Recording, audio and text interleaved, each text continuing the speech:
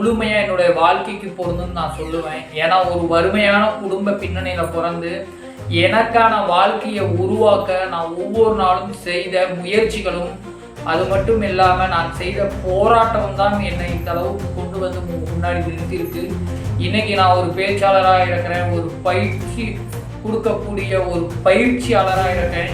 இதெல்லாம் காரணம் நான் செய்த முயற்சிகளும் அது மட்டும் இல்லாமல் நான் எதிர்கொண்ட போராட்டம் தான் என்ன இந்த இடத்துக்கு வந்து நிறுத்தியிருக்கு. இந்த மாதிரி சுச்சுவேஷன் உங்கள் லைஃப்லேயும் நடக்கலாம். எல்லோருக்கும் வணக்கம். ஒரு காட்டுக்குள்ள ஒரு போட்டி ஒன்று நடக்குது. இந்த போட்டியில் யார் ஜெயிக்கிறாங்களோ அவங்கள நம்ம இந்த காட்டுக்கு வீரனா அறிவிக்கலாம் அப்படின்னு சொல்லி முடிவு பண்ணாங்க. இந்த போட்டியில் சிங்கமும் கலந்துக்குது, மற்ற விலங்குகளும் கலந்துக்குது.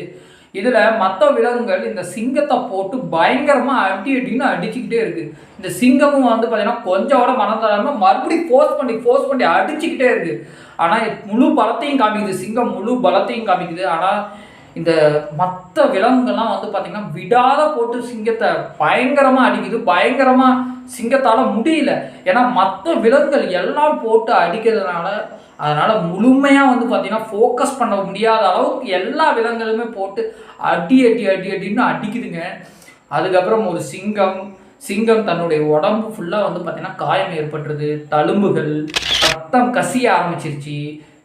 அதுக்கப்புறம் தழும்புகள், உடம்பு ஃபுல்லாக காயங்களாக நிரம்பி இருக்குது. ஒரு கட்டத்துக்கு மேலே சிங்கத்தால் தாக்கு பிடிக்க முடியாத கீழே விழுந்துருது. அப்போ அந்த நேரத்தில் மற்ற விலங்குகளாம் வந்து முடிவு பண்ணுது, நான் தான் சிங்கத்தை தாக்கினேன் வெற்றி கொண்டாடிட்டு இருக்கு. அப்போ அந்த நேரத்தில் எந்த விலங்குமே எதிர்பார்க்காத நேரத்தில் அந்த சிங்கம் வந்து உண்மையாலுமே நீங்கள் வீரனாக இருந்தால் ஒவ்வொரு ஆளாக வாங்க அப்படின்னு சொல்லி கேட்குது. அப்போ அந்த விலங்கு ஒன்றுவோட வந்து பார்த்திங்கன்னா முன்னாடி போக பயப்படுது.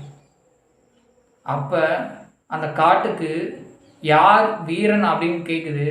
நான் தானே வீரன், நான் இவ்வளோ பேர்த்த வந்து பார்த்தீங்கன்னா எதிர்த்தேன், ஆனால் நீங்கள் இவ்வளோ பேர் என்னை எதிர்த்தீங்க, ஆனால் நான் வந்து பார்த்தீங்கன்னா தனியாக போராடினல, அப்போ நான் தானே வீரன் அப்படின்னு சொல்லி கேட்குது. ஆமாம், உண்மையாகவே நீங்கள் தான் வீரன் அப்படின்னு சொல்லுது.